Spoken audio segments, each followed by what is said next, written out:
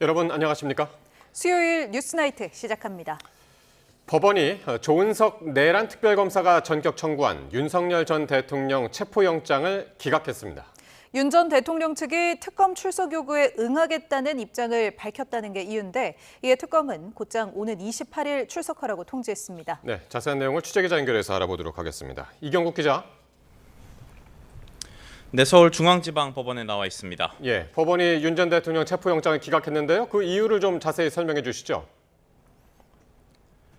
네, 법원이 내란 특검의 윤 전 대통령 체포영장 청구를 기각했습니다. 저녁 7시 50분쯤에 특검이 영장 기각 사실을 언론에 공지했습니다. 재판부는 윤 전 대통령 측이 특검의 출석 요구가 있으면 이에 응할 것을 밝히고 있다는 이유로 영장을 기각한 것으로 확인이 됐습니다.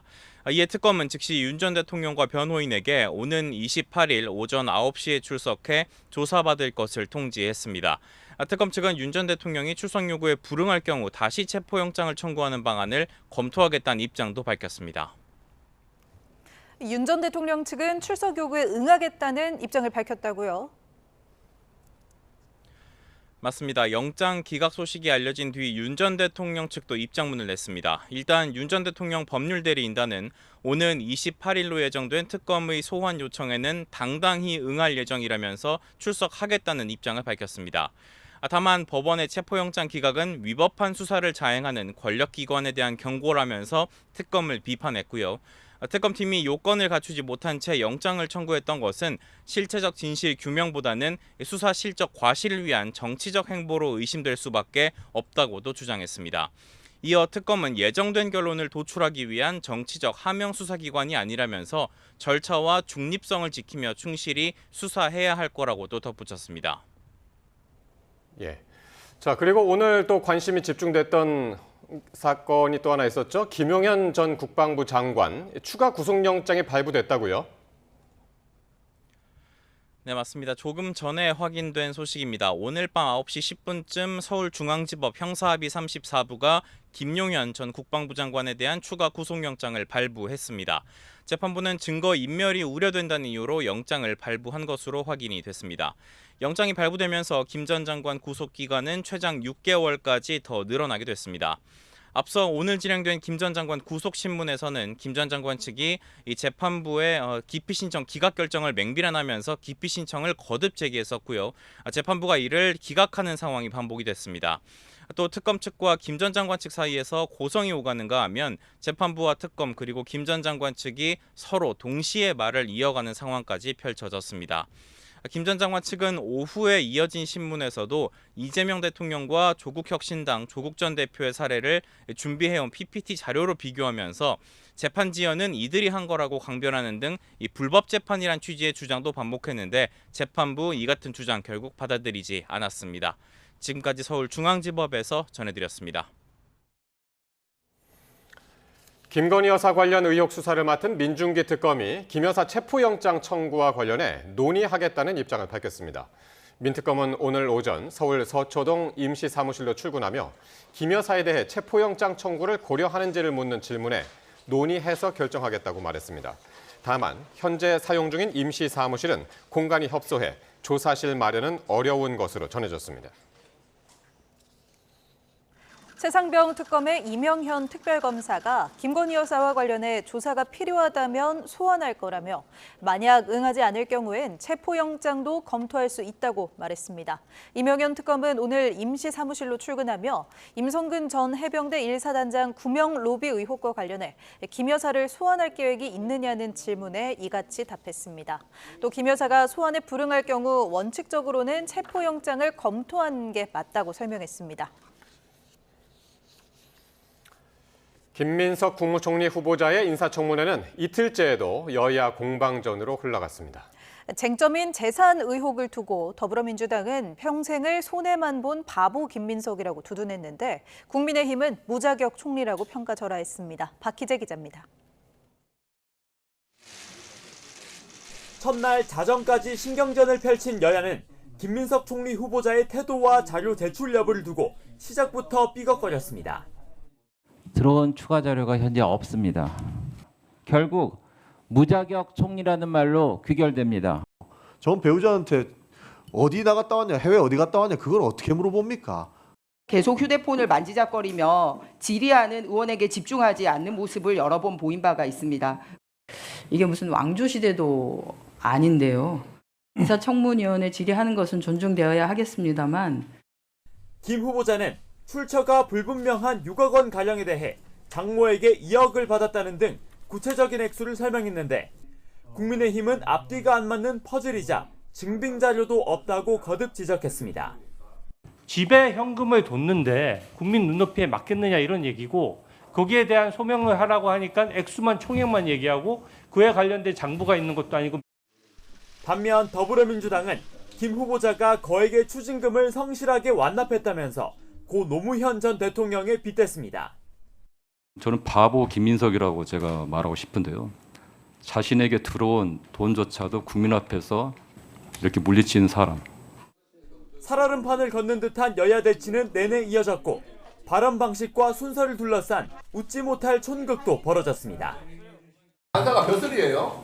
이해해 주세요. 다들 초유의 증인 없는 총리 청문회는 후보자의 능력과 자질, 도덕성 검증 대신 고성과 막말로 씁쓸한 뒷맛을 남겼습니다. YTN 박희재입니다.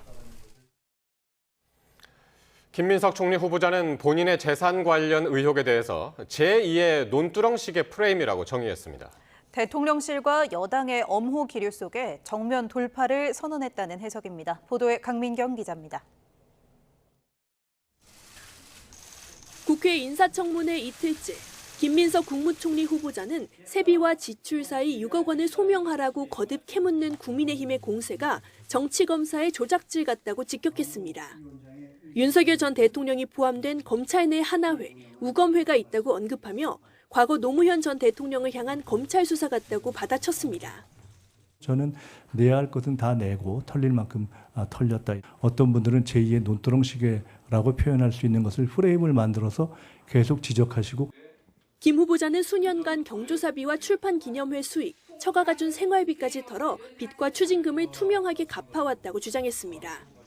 출판 기념회 자료도 낼 수 있지만 정치 신인에 대한 책임을 생각해야 한다며 여의도 관행이라는 취지로 설명했습니다. 청문회 첫날보다 대응 수위를 한층 높인 건데 대통령실이 의혹이 해소됐다며 인준에 힘을 실어주는 상황과 무관치 않다는 해석이 나옵니다. 거대 여당이 엄호 속에 총리직을 예약한 김 후보자는 다양한 국정 철학도 밝혔습니다. 오세훈 서울시장이 토지거래 허가제를 잘못 따로 생긴 부동산 긴장을 유념하고 있다고 했고 주 4.5일 근무제와 검찰 개혁에 대해서는 방향성에 공감한다면서도 확답은 피했습니다. 정책이 정말 생선 굽듯이 이렇게 해야 되고 굉장히 조심스럽고 또 여러 가지 미치는 영향을 복합적으로 봐야 된다. 장관 재청권을 가진 국무총리가 내각 인사의 첫 단추인 만큼 국회의 인준 동의와 대통령실의 임명 절차도 속도를 낼 걸로 전해졌습니다. YTN 강민경입니다. 이재명 정부에서도 계속 일하게 된 송미령 농림축산식품부 장관이 유임 논란 속에 국회를 찾았습니다. 과거 자신의 발언을 사과하면서 새 정부의 국정 철학에 맞추겠다고 말했습니다. 임성재 기자의 보도입니다. 윤석열 정부에서 양곡관리법 반대에 최전선에 섰던 송미령 장관은 유임 발표가 나고 사흘째 웃음기 없는 얼굴로 국회를 찾았습니다.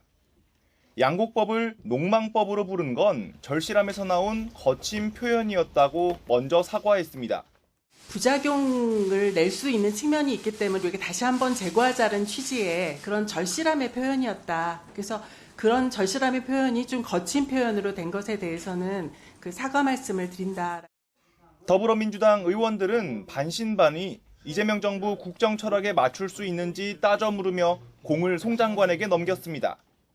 주요 입법과제, 정책과제에 대한 재검토 이런 것이 좀 저는 적극 필요하다 이렇게 보고 있고 이건 전적으로 우리 장관님이 이겨내고 돌파해야 할 일이다 이렇게 저희들. 국민의힘도 난처하긴 마찬가지 손바닥 뒤집듯 입장을 바꾸는 건 전 정부에 대한 모욕이라고 쏘아붙였습니다. 설득도 못하고 소신도 버리면서까지 소신을 다시 버리지 법 않습니다. 개정 추진하시겠다 그러면 사퇴하시는 게 맞는 것 같습니다. 진보당은 농망장관 사퇴 팻말까지 꺼내면서 매섭게 사퇴를 압박했습니다. 남태령을 넘으니 송미령 장관이 나오더라. 이재명 대통령에게는 실망, 송미령 장관 유미에는 절망, 농업 폭망 이렇게 분노하고 있습니다. 송 장관은 주어진 책임을 다하겠다면서 물러날 뜻이 없음을 여러 차례 분명히 했습니다. 희망법으로 만들겠습니다, 의원님. 네, 의원님들이 도와주시면. 정권 교체에도 파격 유임된 송미령 장관이 대대적인 변신을 예고했지만 여당의 의심과 야당의 반발 속에 협력 관계를 쌓는 게 순탄치만은 않아 보입니다. YTN 임성재입니다. 더불어민주당 김병기 원내대표와 국민의힘 송원석 원내대표는 내일 본회의 직후 오찬 회동을 합니다. 이 자리에서 양당 원내대표는 국회 법제사법위원장을 포함해 공석인 상임위원장 5곳에 대한 원구성 협상을 이어갈 것으로 보입니다. 국민의힘 원내 관계자는 YTN에 민주당이 추가 본회의 개최를 예고한 만큼 사실상 최후 통첩 성격의 협상이 될 거라며 회동은 유상범 원내 운영수석 부대표의 제안으로 이루어졌다고 설명했습니다. 이재명 대통령이 취임 뒤 처음으로 지난 대선에서 압도적 지지를 보내준 호남을 찾았습니다. 직접 지역민들의 고충을 듣고 싶다면서 이른바 타운홀 미팅을 연 건데 국민과의 소통을 강화하겠다는 의지로 풀이됩니다. 정인용 기자입니다. 이재명 대통령이 행사장 한가운데 자리를 잡고 주위는 광주 전남의 지자체장과 시민들로 가득 메워졌습니다. 이 대통령이 지난 20일 울산 산업 현장 참석에 이어 두 번째 지방 공개 일정으로 광주를 찾아 지역 현안을 들어보는 타운홀 미팅을 연 겁니다. 들어올 때 보니까 저한테 막 갇혀가지고 고함 치는 분 있던데 이거 서 계셔도 되니까 들어오라고 하시죠. 이 대통령은 애초 100명으로 제한됐던 인원을 즉석에서 풀어 시민 수백 명과 함께했는데 호남 지역 음식 문화의 산업화 요청부터 제주항공 여객기 참사 유가족 지원 미비점까지 쏟아지는 민원을 청취했습니다. 근로자들만 한정된 저희들의 치유휴직을 공무원이나 자영업 하시는 모든 유가족들도 해당되도록 유가족들의 지속적인 지속 지원과 관심을 부탁드립니다. 대통령 건강을 걱정하거나 오빠라고 생각하고 고민을 털어놓겠다는 시민도 있었는데 애초 80분으로 예정됐던 만남은 2시간을 넘겼습니다. 제가 너무 떨린데 오빠라고 생각하고 말씀드리도록 그럼 하겠습니다. 맞아요. 오빠라고 생각하고 말씀하세요. 근데 오빠 맞나 모르겠는데. 이 대통령은 이에 앞서 오전에도 대통령으로선 처음으로 소록도 병원을 찾아 병원 관계자들과 한센인 원생들의 어려움을 들었습니다. 지난 대선 기간 때 김혜경 여사가 대통령과 함께 꼭 다시 오겠다고 한 말을 지킨 거라고 대통령실은 설명했습니다. 국민으로부터 모든 분야의 질문을 받는 국민 사서함에 정책 제안을 받는 모두의 광장, 취임 뒤 첫 조기 기자회견 가능성까지 소통 강화를 중시하는 이 대통령 의지가 반영된 거란 해석입니다. 이 대통령이 국정 철학으로 국민 주권 정부를 표방하고 있는 만큼 국민과 접촉면을 늘리는 행보는 다양한 방식으로 계속될 거란 전망이 나옵니다. YTN 정인용입니다. 이재명 대통령은 오늘 광주 전남 지역 시민 타운홀 미팅에서 광주 군공항의 무한 이전 문제를 다룰 전담팀을 대통령실에 만들라고 지시했습니다. 여러 이해관계를 조율해야 하는 SPC, 특수목적법인 전문이라며 대장동도 언급했는데 중앙정부 차원의 해결 의지를 내비친 거라는 분석입니다. 강진원 기자의 보도입니다. 광주 도심에 있는 군공항을 무안으로 옮기는 문제는 지역 내 최대 갈등 현안 중 하나입니다. 소음 피해와 보상 규모 등을 놓고 광주와 전남 그리고 무안군 등이 수년째 접점을 찾지 못하고 있습니다. 이 대통령은 당사자 간의 불신을 주요 원인으로 꼽고 대통령실 주도로 속도감 있게 추진하겠다는 뜻을 명확히 했습니다. 재정 지원 문제 때문에 제가 지원한다고 했으니까 해야 되겠지요. 그럼 기재부까지 해서 그 대통령실에서 TF팀을 만들고요. 정부가 관련 사업에 재정을 지원하고 군공항이 옮겨갈 무안군의 이익을 담보할 방안도 마련해야 할 것 같다고 강조했습니다.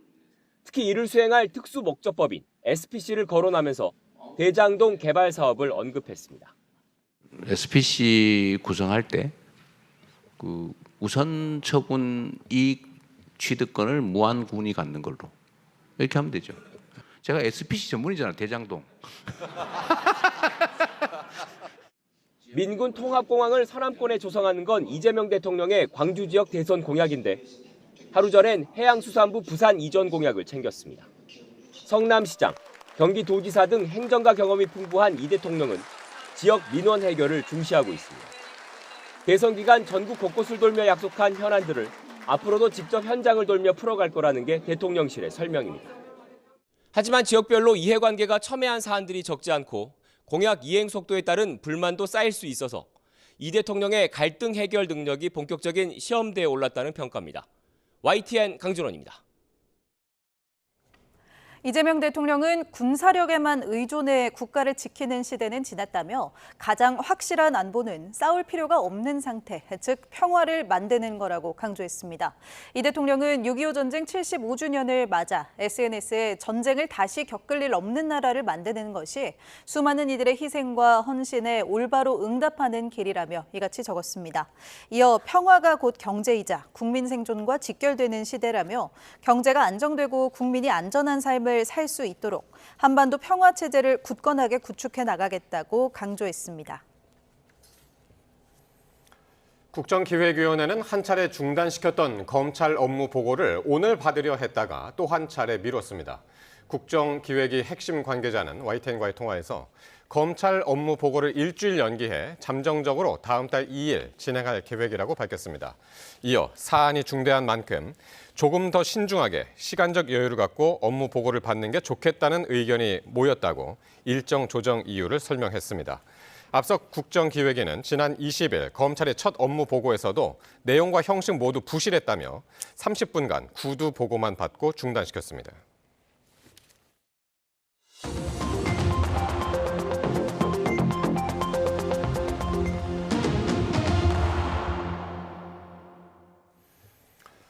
네, 정치권 관심 뉴스 짚어보는 포커스 나이트 시간입니다. 오늘은 박원석 전 국회의원, 최수영 정치평론가 나오셨습니다. 어서 오십시오. 네, 안녕하십니까.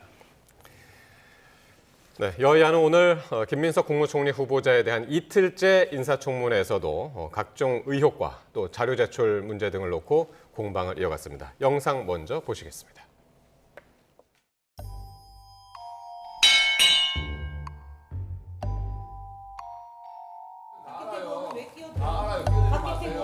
자, 조용히 해 주시기 바랍니다. 자, 조용히 해 주세요. 자, 다들 벼슬이라고 하는 뜻이 닭벼슬에 있는 것만 벼슬이 아니에요.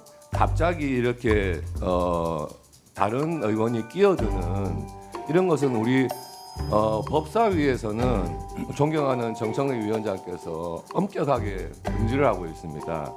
좀 끼어드는 것은 회의 진행에 상당한 방해가 되니까 위원장님께서 좀 적절하게 제지를 해주시기 바랍니다.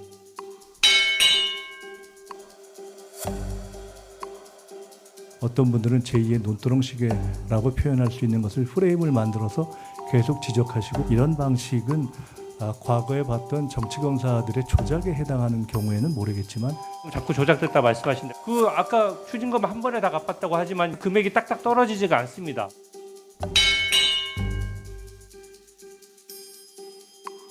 질의하고 있는 순간에도 계속 휴대폰을 만지작거리며 질의하는 의원에게 집중하지 않는 모습을 여러 번 보인 바가 있습니다. 김민석 후보가 뭐라고 우리 인사청문위원을 모독했냐면요. 저희를 상식적인 상식인이 아니다라고 지칭을 했습니다. 굳이 사과할 내용이라고는 생각하지 않습니다. 네, 인사청문회는 10시 시작인데 첫 청문위원 질의가 시작될 때까지 늘 1시간 정도는 더 걸리는 것 같습니다. 오늘은 이제 벼슬 공방으로 시작이 됐는데 이게 어떻게 봐야 되나? 이게 기싸움입니까? 어떻게 봅니까? 뭐 그렇게 봐야 되겠죠. 예. 보통은 이제 자료 제출 가지고서 이제 공방이 많이 일어납니다. 네. 이번만이 아니고 역대 다른 공직 후보 청문회에서도 이게 이제 피청문자 측에서 자료를 그렇게 성실하게 잘 내지 않습니다. 저도 과거에 이제 총리 그 인사청문 특위위원도 해보고 했는데 예. 이틀째 오후쯤 돼가지고 자료를 준다거나 그러니까 사실은 이제 충실한 사전에 자료 검증이나 이런 것들이 좀 불가능한 경우들이 많은데요. 어제 이어서 오늘도 오전에 이제 회의를 시작하면서 자료 제출 부실 문제를 가지고 여야 간의 공방이 있었고 그 과정에서 무슨 뭐 벼슬 논쟁이나 이런 것도 있었는데요. 예. 이게 이제 우리가 인사청문회가 도입된 지 굉장히 오래됐습니다. 김대중 정부 때 도입이 돼서 예. 제도가 이제 성숙될 만도 한데 오히려 이게 이제 악화가 양화를 구축한다고 점점 더 나빠지는 게 아닌가 이런 생각이 들어요. 급기야 이제 증인 참고인이 한 명도 없는 예. 총리 청문회를 이제 처음 하게 되지 않습니까? 예. 이것도 굉장히 좋지 않은 저는 선례를 남기는 거라고 보고요. 근데 이제 매번 이 여야가 공수교대가 되면 정권 교체가 되면 종전까지 자신들의 입장을 정반대로 뒤집어 가지고 그러니까요. 상대방이 취하던 입장으로 예. 이렇게 옮겨가는 모습들을 보이는데 큰 틀의 제도 개선이 좀 필요할 것 같아요. 이번에 예. 이제 민주당에서도 제도 개선하자 이런 제안을 했는데 이건 이제 정파를 떠난 문제인 것 같습니다. 어떻게 보면 이제 공직 후보 검증이라는 건 굉장히 중요한 국정의 과제고, 근데 이게 이제 뭐 신상 문제, 도덕성 문제 여기서만 항상 멈추거든요. 그러게요. 때문에 그건 좀 비공개 영역에서 엄밀하게 검증을 하되 국민들 앞에 공개하는 이제 청문회장에서는 어떤 국정 비전이라든지 정책 능력이라든지 예. 자질이라든지 이런 걸 중심으로 검증할 수 있도록 조금 이제 제도를 선진화할 필요가 있다 이런 생각이 듭니다. 예. 오늘 이제 앞서 이제 영상 보신 거는 이제 오늘 시작 부분 이렇게 보셨는데 오늘 그 이틀째 청문회 어떻게 보셨는지 모르겠네요. 그 김민석 후보자가 앞서서 이런 얘기를 했습니다. 내야 할 것 다 내고 털릴 것은 다 털렸다. 이제 어제 청문회에 대해서는 이렇게 이야기를 한 거거든요. 네. 어떻게 들으셨나요? 내가 털릴 만큼 털렸다는 건 주관적인 표현이니까 본인이 당할 만큼 당했다는 그 뜻이라면 저는 이해가 되는데 낼 만큼 당했다는 건 저는 전혀 동의하기 어려워요. 생각해 보십시오. 지금 말씀하신 대로 2000년 김대중 정부 때 이제 총리 인사청문회가 제도가 시작됐는데 25년의 세월이 흐르고 19명의 총리 후보자 청문회를 하는데 딱 한 명의 증인도 나오지 않고 정말 증인 제로, 참고인 제로 처음입니다. 예. 그럼 이게 낼 만큼 낸 건가요? 그러니까 저는 저 김민석 후보자가 사실은 좀 뭐랄까 자기중심적인 지금 이야기를 하고 있다. 그러니까 국민들이 지금 묻고 싶은 거는 이제 뭐 몇 개 안 됩니다. 사실은. 그러니까 김민석 후보가 재산이 없는 거 다 알고 있습니다. 그러니까 그 정치적인 그 낭인 생활도 오래 했던 거 알고 있습니다. 그런데 이제 어쨌든 국회의원을 다시 시작해서 5년간 총 수익은 5억 5천인데 왜 지출이 13억 됐는데 나머지 그 간극이 한 7억 정도 되는 금액이 왜 전부 현금이고 또 다 지원받은 금액이고 입증할 수가 없고 계좌 자료도 없고 그다음에 증인도 안 나와서는 그 후보자의 입만 쳐다봐야 되는 그 상황인가 그걸 묻고 있는 거란 말이죠. 핵심은 그건데 예. 그 대답을 안 해요. 그 대답을 안 하고 심지어 오늘은 이게 뭐 노무현 전 대통령 당시 노무현 전 대통령 검찰이 말하자면 압박 수사, 표적 수사를 했던 일반 논두렁시계 예. 그 즉 주요 증거품을 고급 명품을 논두렁에 버렸다 해서 이제 논두렁시계라는 프레이밍이 붙었는데 그 프레이밍 상징하는 게 바로 이제 조작 수사 아니면 억압 수사 뭐 이런 것들 얘기하는 건데 그걸 얘기하면서 마치 본인이 이제 피해자 코스프레를 하는 건데 저는 그렇게 생각 안 합니다. 이번에 처음으로 인사청문 도입 이후에 증인 제로라는 정말 그 사상 초일이 또 있었고 그다음에 그 자료도 사실은 800건 중에 지금 뭐 국민의힘에 따르면 200여 건밖에 제출된 게 없어서 네. 그리고 가장 중요한 거 계좌라든가 금융기록이 하나도 없다는 거. 이건 저는 이해할 수가 없어서 그 부분은 사실은 김 후보자가 설령 이 청문회에 허들을 넘는다 하더라도 좀 두고두고 본인에게 부담이 될 수 있는 정치적 사안 같다는 생각이 듭니다. 예. 그러니까 제2의 논두렁시계다. 이 얘기가 이제 지금 말씀하신 것처럼 조작이다. 네. 뭐 이제 그걸 강조하기 위해서 이런 표현을 쓴 것 같은데 이 표현을 언제 썼냐면 주진우 의원이 계속 이제 장롱 속 현금 6억 원. 이 주장을 하니까 이 얘기를 한 거거든요. 네. 어떻게 들으셨나요? 저걸 이제 뭐 악의적인 프레임이다 이렇게 아마 김민석 후보는 느끼고 네. 여당에서도 이제 그렇게 이제 반박을 하는 것 같아요. 지금 보면 이제 공식적인 세비 수입 이외에 이 지출이 이루어진 그 수입은 도대체 어디서 온 거냐? 이게 이제 경조사, 출판기념회 등등에서 왔다고 김민석 네. 후보가 해명을 하니까 그러면 그걸 다 현금으로 받아서 입금도 시키지 않고 집에다 보관하면서 그래서 흔히 이제 장롱에다 보관한다 이런 표현을 우리가 관용적으로 많이 하잖아요. 예. 그러니까 장롱 속에 현금 쌓아놓고 쓴 거냐 이제 이런 표현으로 공세를 하고 또 주진우 의원이 그런 거 가지고 페이스북에도 글을 예. 쓰고 또 일부 국민의힘에서는 그걸 이제 현수막으로도 내걸고 하다 보니까 저게 이제 굉장히 악의적인 프레임이다 이렇게 김민석 후보가 느끼고 있는 것 같아요. 이제 김민석 후보 해명에 따르면은 그때 수입이 들어올 때마다 지출을 했기 때문에 뭐 쌓아놓고 자시고 할 게 없었다라는 건데 이제 그 해명도 조금은 좀 부족함이 있습니다. 왜냐하면 네. 출판기념회 2번 해서 각각 1억 5천 1억 이제 2번의 그 수입을 올렸다는 거 아닙니까? 각각 억대의 수입을 올렸는데 그거를 뭐 12개월 할부로 받지는 않았을 거 아닙니까? 그럼 한꺼번에 현금이 1억 또는 1억 5천이 생겼던 거예요. 장롱에 보관했는지 어쩌는지는 모르겠으나 이제 그런 어떤 큰 거액의 현금이 일시에 생겼던 건 맞기 때문에 조금은 김민석 후보가 뭐 6억 그 장롱에 쌓아뒀냐 이런 표현이 악의적으로 느껴질지라도 예. 조금은 좀 겸허하게 저런 문제에 대해서 이제 입장을 좀 표했으면 어땠을까 하는 아쉬움이 예. 있고요. 예. 왜 그러냐면 출판기념회 같은 게 대표적으로 정치자금의 우회로 오거든요. 예. 그게 이제 구습이기 때문에 없애야 된다. 이런 얘기를 맨날 여야에서 해요. 예. 근데 결국에 이해관계 때문에 없애지 않고 계속 이게 반복이 되고 있어서 예. 그런 구습으로부터 나 스스로도 자유롭지 못했는데 이 개선이 필요하다는 점에 공감하고 함께 개선하자. 이렇게 좀 입장을 표했더라면 더 낫지 않았을까 이런 아쉬움은 있습니다. 예. 지금 출판기념회 말씀이 나온 김에 이 얘기를 그냥 하죠. 그래서 김 후보자가 자금 출처로 언급을 했습니다. 직접 이 출판기념회. 그래서 오늘도 이게 이슈가 됐는데 국민의힘 곽규택 의원하고 김 후보자의 질의 답변 한번 보고 이 얘기 계속 나누겠습니다. 그리고 이런 출판기념회에서 거액의 후원금 받으신 부분, 이런 부분은요, 이제 인사청문회 영역을 넘어서 저는 수사 영역으로 가야 한다고 생각을 합니다. 검찰이나 공수처에서 수사 안 한다면요, 김민석 국무총리의 불법 정치자금 수수 의혹 규명을 위한 특별검사, 저는 필요하다고 봅니다. 이제는. 출판기념회는 뇌물성이다 또는 출판기념회에서 된 책값은 그것이 평균 얼마가 되든지와는 상관없이 찬조금이다라고 규정하신 부분들에 대해서는 저는 아마도 이것은 출판기념회 전체에 대한 법적 규정을 우리 곽규택 의원님께서 다시 하시지 않는 한 대부분의 동의를 받기는 좀 어렵지 않겠는가 이렇게 생각을 합니다. 예. 그러니까 이 두 번의 국회의원 출판기념회를 열었었는데 각각 한 번은 1억 원, 한 번은 1억 5천만 원 수입이 있었다라고 이제 이야기를 했습니다. 요게 현역 시절에 한번 비춰보셔가지고 이게 많은 금액인가요? 적은 금액인가요? 뭐 적다고 할 수는 없겠죠. 네. 그러나 이제 김민석 후보의 해명은 국민들에게는 굉장히 큰 돈이지만 네. 정치인들 정치권에서 출판기념회를 하는 그 통상의 그런 규모에 비추어 봤을 때 그렇게 과한 건 아니다. 이렇게 이제 해명을 했어요. 예. 물론 이게 이제 출판기념회라는 게 사람마다 다르고 어느 시점에서 하느냐에 따라서 다 다를 수가 있습니다. 그리고 야당 의원인지 여당 의원인지에 따라서 다르고 예. 때문에 그걸 일률적으로 어느 정도가 표준이다 이렇게 얘기할 수는 없어요.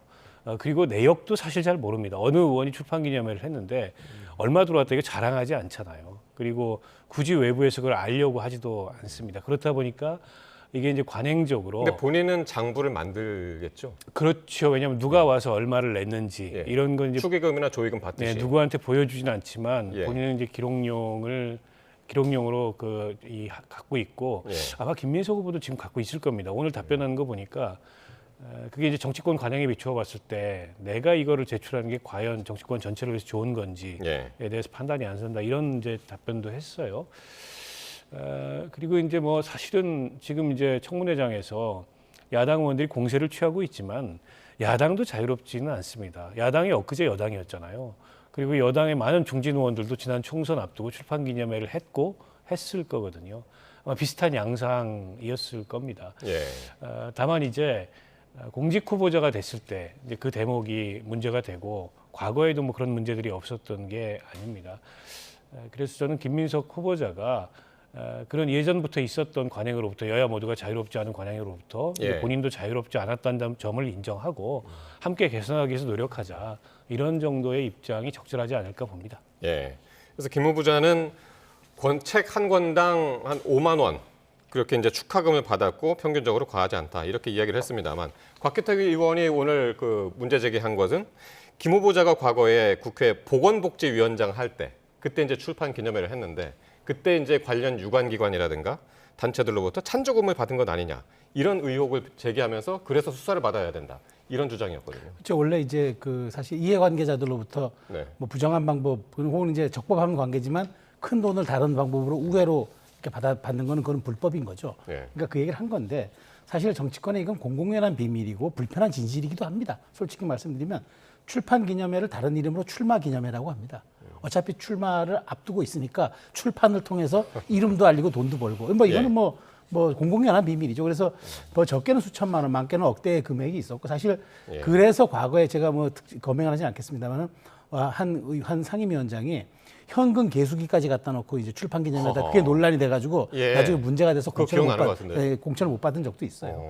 그래서 저는 이제 그 말씀을 드리고 싶은 거예요. 그러니까 지금 이 얘기가 비단 그러면 이제 그 김민석 후보자에게만 통용되는가? 그건 아니라고 좀 보는 거죠. 관행적으로 해왔는데 그래서 작년에 한동훈 전 국민의힘 대표가 이 출판 기념회 이거 이렇게 없애겠다고 하고 예. 자제령도 내린 적이 있어요. 그건 저는 그건 맞다고 봐요. 왜냐하면 현금으로 이렇게 받는 거. 그다음에 원래는 책도 안 가져가고요. 돈만 주고 가는 관행이 있었는데 그걸 이제 법으로 선관위가 와서 체증을 하니까 예. 책 한 권 주고 받는데 그 책 한 권이 50만 원이라고 하면 말이 안 되는 거잖아요. 그러니까 현금을 하면 안 되고 그다음에 또 하나는 이제 1인당 구매 한도도 설정을 하고 그다음에 여기에 들어갔던 비용들은 모두 회계 신고를 해야 돼요. 그래서 선관위가 통제를 하든 어쨌든 세무당국이 통제를 하든 그게 통제 기능이 있어야 돼요. 그렇지 않고 이걸 지금은 안 그런다는 얘기죠? 지금은 안 예. 그런 거예요. 지금 보면은 김민석 의원도 아마 개인 장본이 있을 겁니다. 그건 누가 얼마를 낸지는 알아야겠죠. 근데 그거를 강제할 수는 없고 꺼내놓지 않아도 위법은 아니에요. 그러니까 저는 뭐 이게 뭐 검은 봉투법이다 이렇게 지금 총리 청문회를 이렇게 다 닥쳐가지고 예. 이렇게 한시적으로 하지 말고 이런 부분들은 공직선거법과도 연관되는 거니까 여야가 합의해서 새롭게 할 필요는 있겠다. 근데 이게 사실 음지에 있었고 사실은 굉장한 또 출마에 도움이 되는 돈의 어떤 그 후원 출처가 되는 것도 맞아요. 그러니까 이거 현실의 입장이라 그러면 이제 수면 위로 올려놓고 우리가 공론할 때가 됐다. 이거 사실 국민들이 이번에 출판기념회가 그렇게 벌었나? 라고 하는 분들도 많으실 거예요. 그래서 저는 이런 부분들은 뭐 오늘 12시가 지나면 이제 김 후보자 청문회 끝나는 거지만 이 부분은 이제 정치권에 하나의 숙제로 남길 필요는 있겠다는 생각이 들어요. 예. 그래서 야당에서는 계속해서 이제 출판기념회 수입 내역을 공개해라. 그렇게 이야기를 하니까 김 후보자가 모든 정치인이 다 출판기념회하고 수입을 공개하지 않는데 나만 그렇게 하면 내가 나서서 하는 건 적절하지 않다. 이런 취지로 이제 이야기를 했단 말이에요. 그게 이제 다른 의원들이 공감을 하는 부분입니까? 이런 부분이? 그렇죠. 앞서 이제 말씀하셨듯이 예. 이게 이제 관행적으로 남아 있는 일종의 이제 우회적인 정치자금 모금 방법인 거고. 너도 나도 다 하는 거죠. 그렇죠. 그러니까 여야든 예, 다 합니다. 예. 그리고 예전부터 이게 좀 개선이 필요하다는 그 의견이 있었지만 개선이 안 된 채 계속 이어져 오고 있고 아마 뭐 여야 모두 다 이거 한 번쯤은 공약으로 다 냈을 겁니다. 그럼에도 불구하고 이게 없어지지 않는 건데. 그래서 이제 주진우 의원이 출판기념회 회계 처리 투명성을 강화하는 그런 내용을 담아가지고 뭐 검은봉투법이라고 검은봉투법을 냈는데 급조된 법이죠. 또 이렇게 이제 인사청문회를 계기로 급조된 법을 낸다고 해서 그게 이제 정치권에서 합의가 이루어지거나 실질적인 개선이 이루어지지는 않을 거고 아마 이 정부 들어서도 또 이 22대 국회에서도 정치개혁 방안이 논의가 될 겁니다. 어느 시점에선가. 그때 또 이제 그 오늘 일을 잊어버리지 말고 여야가 지금 이 상황을 어떻게 보면 좀 이 교훈 삼아서 이 부분을 개선할 수 있는 방안을 아예 없애자라는 거라기보다도 아예 없애자 그러면 그것도 쉽지 않을 거예요. 이게 좀 투명화할 수 있는 방향으로의 개선 방안을 좀 찾아보면 어떨까 하는 생각입니다. 오늘 그래서 어쨌든 자료 제출 문제로 여야 간사 그리고 이제 위원장이 함께 이제 이야기를 하느라고 정회를 했다가 다시 시작하려고 했는데 아직 시작이 안 됐습니다. 이제 오늘까지가 이틀 이제 마무리되는 날이잖아요.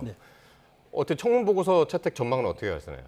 채택 안 되죠. 안 지금 되나요? 12시까지 이렇게 유야무야하다가 이게 이제 여야가 이틀로 합의했기 때문에 차수 변경이 안 될 겁니다. 그러면 이제 12시가 되면 이제 위원장이 마지막 이제 의원들 불러 모으다 안 되면 이제 회의 종료를 선언할 것 같은데 그러면 이제 국민의힘 입장에서는 이제 이걸 가지고 우리는 부실 청문회였고 그다음에 이거는 뭐 눈 가리고 아웅의 청문회였기 때문에 우리는 청문 보고서 채택 안 하겠다 이렇게 얘기하고 여론전에 나서겠죠. 그런데 어쨌든 뭐 이 부분은 그 과반 출석에 과반 찬성이니까 뭐 민주당이 발의한다고 뭐 저 의원 소집령 내려서 다음 주에 본회 일정 잡아서 방망이 치면은 뭐 이거는 뭐 통과가 되는 거고 그로부터 바로 이제 대통령이 일을 하게 되는 거니까 임명장 받고 하게 되는 거니까 의미는 없죠. 그러니까 저는 국민의힘도 오늘 같은 경우 이제 더 이상 추궁할 게 없고 그다음에 추궁을 해봐야 소용이 없고 자료는 오지 않고 하니까 명분 쌓기 이용해서 이제 이렇게 얘기를 했던 것 같아요. 결국 이제 사실상 뭐 청문회 무용론이 제기되는 과정이지만 청문회는 끝났다고 보는 게 맞을 것 같고요. 어쨌든 이런 청문회를 그럼 해야 되느냐? 증인도 0명이고 계좌에 대한 그러니까 계좌에 대한 근거 내역도 하나도 안 내고. 그래서 오늘 경실련 그때 집행위원장 했던 김경률 회계사가 오늘 그런 얘기했더라고요.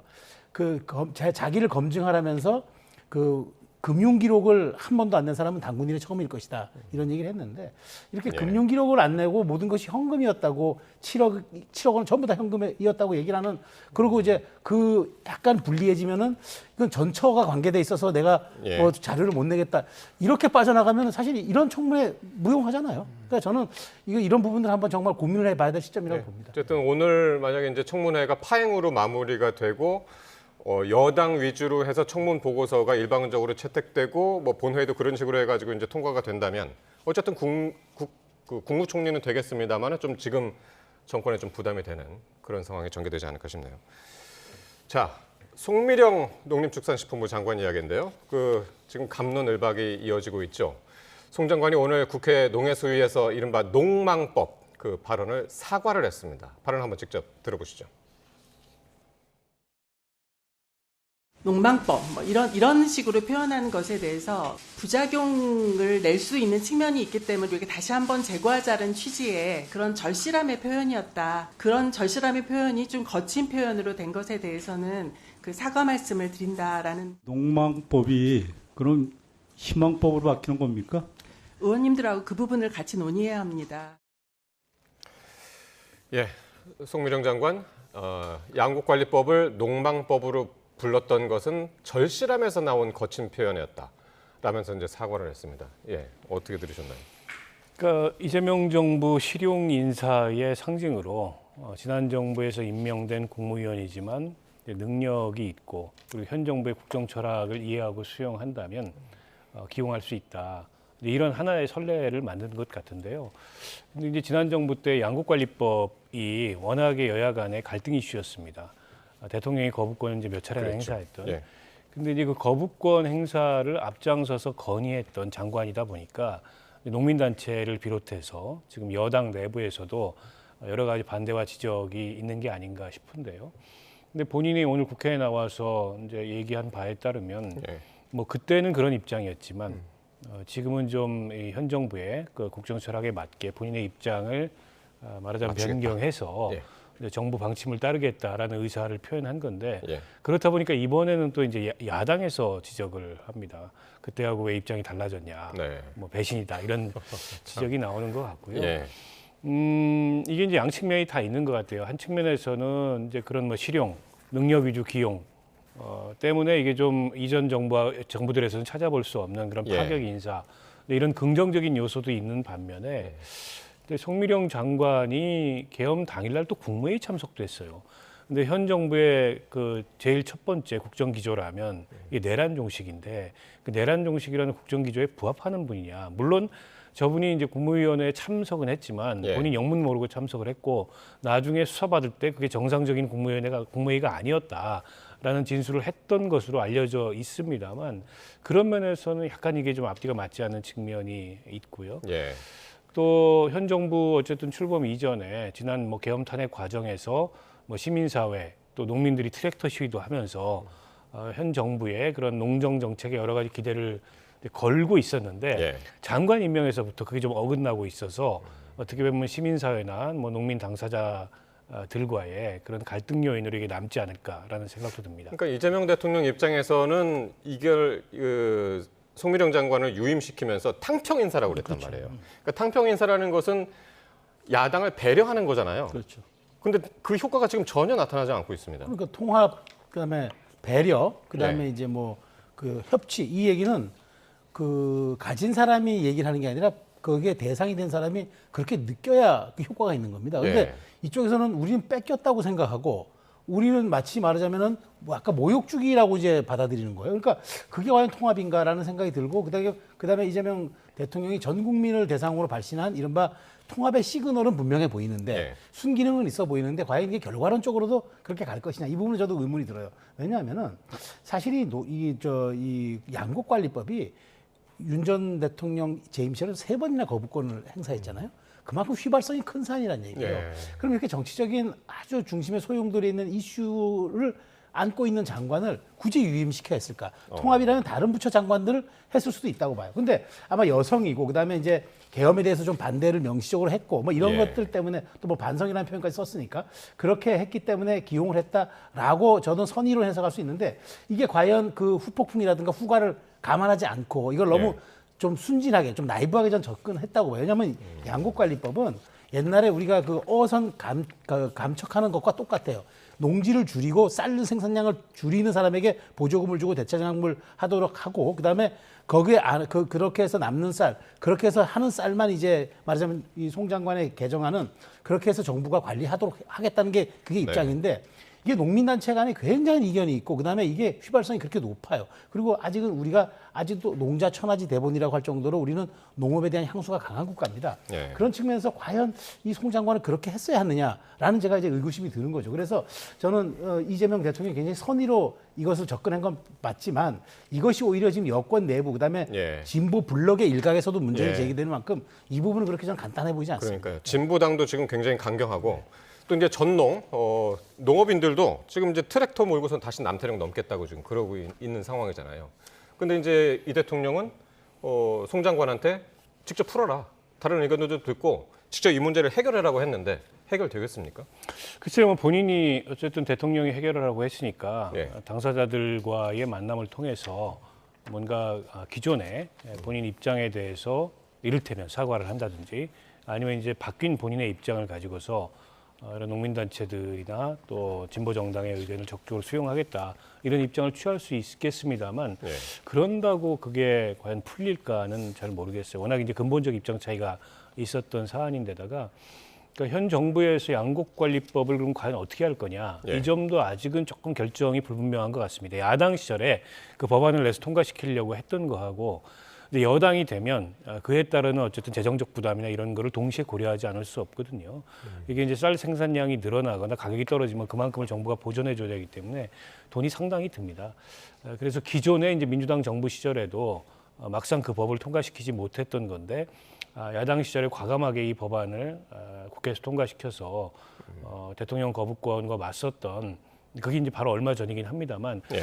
여당이 돼서도 그 입장을 계속 유지할 건가. 그래서 일각에서는 그 입장을 유지할 수 없기 때문에 네. 오히려 지난 정부의 장관을 기용함으로써 방패막이를 삼으려고 하는 거 아니냐 이런 해석도 나오고 있어요. 뭐 그런 것까지는 야. 아니겠습니다만 예. 어쨌든 당사자들로서는 굉장히 첨예한 문제로 지금 의견 표명을 할 수밖에 없는 그런 상황이 아닌가 싶습니다. 예. 자, 과연 송미령 장관이 이 난제를 어떻게 풀어갈지 한번 지켜봐야겠습니다. 자, 그리고 민주당 당권 경쟁 이야기. 지금 이제 8월 2일이기 때문에 한 달 좀 더 남았습니다만은 후끈 달아올랐습니다. 박찬대 정청래 의원. 계속해서 이제 연일 이렇게 복싱 스타일로 비유를 하고 있는데 지금 정청래 의원이 이제 자신의 인파이터고 박찬대 의원은 아웃복서. 그 스포츠 모르는 분들은 잘 이제 모르는 비유긴 한데 네, 이거 네. 어떻게 해석을 해야 됩니까? 정청래 의원은 자기는 예. 한 번도 상대 공격을 피하지 않고 맞받아 쳐가지고 내가 이렇게 돌파형으로 이끌어 어떤 리더십이 있다 이 네. 얘기를 하는 거고 박찬대 의원은 이런 거죠. 이재명 정부가 성공하기 위해서는 지금 외곽에서 잘 지원해줘야 되는데 네. 내가 야당과 싸우고 이런 것보다는 내가 밖에서 빙빙 돌면서 득점을 올려서 네. 판정승을 거두게 하는데 내가 일조하겠다만 그런 얘기를 이제 복싱에 비해서 한 것 같은데 저는 두 사람이 어떻게 표현하든 간에 도플갱어를 보는 느낌이에요. 둘 다 뭐 사실 지금 뭐 이재명 대통령에 대해서 강한 감성적 소구를 하는 것 외에 지금 뭐 얘기하는 게 뭐 있습니까? 한 분은 정청래 의원은 내가 이재명이고 이재명이고 나다. 한 분은 이재명 대통령이 이제까지 날 도왔으니까 난 이재명 대통령의 이제 앞으로 지켜드리겠다. 예. 그러니까 두 사람 다 수호천사가 되겠다. 두 사람 다 호위무사가 되겠다는 건데 이게 도플갱어지 뭐가 다릅니까? 심지어 오늘 의원총회 가는데 신발도 똑같은 걸 신었더라고요. 예. 그래서 카메라 사진 기사에 잡혀서 그게 그래요? 화제가 돼서 운동화가 파란 똑같아요. 운동화요? 아니 까만색 운동화인데 까만색 운동화. 어쨌든 똑같은 걸 신었더라고요. 그래서 손도 잡고 오늘 들어가던데 저는 그래서 이 부분은 뭐 서로 그냥 정말 재미없는 이 대선 경쟁을 대표 경쟁을 만들기 위해서 하는 쇼잉 같다는 생각이 들고요. 기본적으로 1년 남은 임기에다가 이재명 대통령 임기 첫 해 대표는 대선 후보들이 아니잖아요. 그렇게 관심을 못 가져요. 그래서 저는 제가 보기에 더더군다나 이번 그 대표 경선 룰이 권리당원 55, 대의원 15, 국민 30이니까 과반이 넘는 권리당원들에게 내가 얼마큼 더 부각해내느냐. 그러니까요. 이게 관건이에요. 그러다 보니까 지금 서로 저렇게 선명성 경쟁이 아니라 충성 경쟁을 하고 있다 좀 봅니다. 그러니까 당원들의 입김이 워낙 세고 실질적으로도 예, 그러니까요. 센 그런 구조가 네. 돼버렸으니까 그래서 이제 처음에는 너무 과열 양상 아닌가 싶기도 했었는데 조금 저런 장면들 보면 좀 느슨해진 것도 같고 지금 분위기 어떻게 읽어야 될까요? 아직 뭐 본격적으로 달아오르는 건 아니죠. 그러니까 네. 출마 선언들을 한 상태고 네. 이제 레이스가 펼쳐지면 아무리 이제 노선의 차이가 크지 않고 네. 또 서로 간에 우호적 경쟁을 한다 하더라도 누군가는 승자가 되고 누군가는 패자가 되는 이제 그런 결과가 기다리고 있지 않습니까? 예. 하다 보면 과열이 안 이루어질 수가 없고 또 지지자들 간에 우리 후보가 더 낫다. 예. 여기 이 경쟁이라면 그나마 나은데 이제 서로 비방하는 뭐 예. 그런 모습도 나타날 수 있다고 보고요. 근데 저는 그러니까 이게 임기 1년짜리 보궐 당대표 선거고 워낙에 국정 초기여서 대통령 국정 운영을 누가 잘 서포트하느냐 그걸로 이제 판가름이 날 텐데 그럼에도 불구하고 이제 여당이라는 게 야당보다 어떻게 보면 하기가 더 어렵습니다. 예. 그냥 여당이 대통령의 마이크가 돼가지고 대통령의 생각이나 대통령의 말을 되풀이하는 그런 존재가 된다면 그건 여당 역할을 전 제대로 하는 거라고 볼 수 없다고 생각을 하고요. 예. 여당은 오히려 민심을 대통령한테 잘 전달하는 밝은 눈과 귀가 돼야 되는데 그런 측면에서 지금 출마 선언을 한 두 후보도 대통령을 지키겠다. 내가 대통령이고 대통령이 나다. 이렇게만 얘기할 뿐이지 예.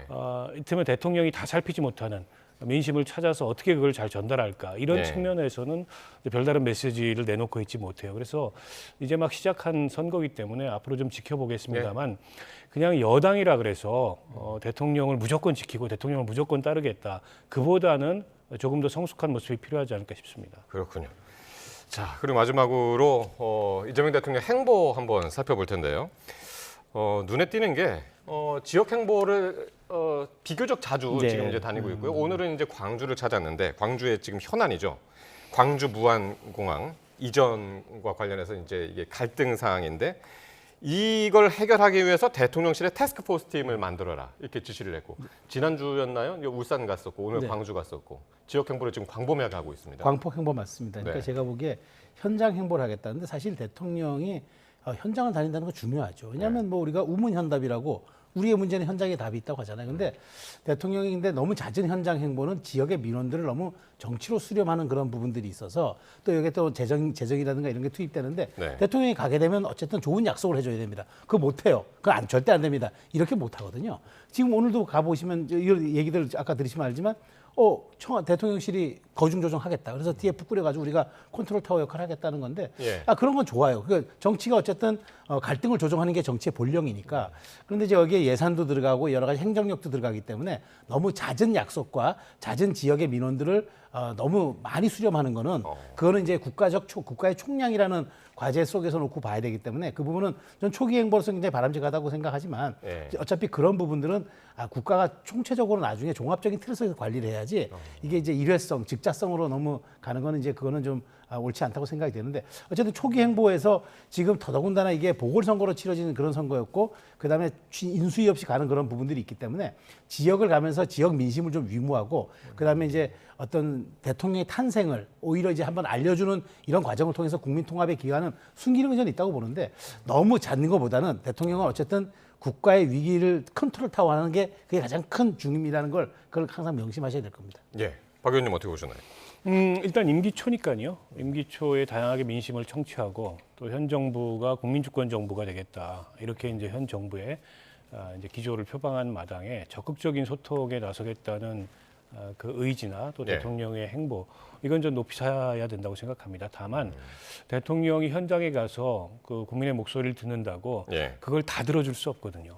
그리고 다 그걸 정부 정책에 반영할 수 없고 덜어는 어쨌든 이 정부가 오히려 거꾸로 국민을 설득해야 될 그런 이슈도 있을 거고 예. 갈등 이슈 같은 경우에는 오히려 중재나 조정의 역할을 해야 될 예. 그런 측면도 있을 거예요. 근데 이재명 대통령이 행정을 잘 아는 분이잖아요. 현장도 잘 알고 기초단체장부터 시작해서 이제 광역행정도 해봤고 지금 예. 이제 대통령이 되셨기 때문에 이제 그런 경중이라든지 우선순위라든지 정부가 수용할 수 있는 사안과 수용할 수 없는 사안이 구분 못하지 않을 거라고 네. 보고요. 지금은 어쨌든 임기 초에 이게 이제 인수위도 없이 출범한 국정과제도 발표하지 못한 채 출범한 정부가 적극적으로 국민의 의견을 듣겠다라는 취지의 저런 행보기 때문에 바람직하다고 생각합니다. 예. 그러니까 지난번에 이제 경기도지사 할 때 계곡 그 상인들 문제를 이제 직접 해결을 했기 때문에 이제 현장을 이제 곳곳을 이제 찾아다니는 것 같은데 그 효과가 어떻게 나타날지는 한번 두고 보도록 하겠습니다. 지금까지 박원석 전 국회의원 그리고 최수영 정치평론가와 함께했습니다. 두 분 고맙습니다.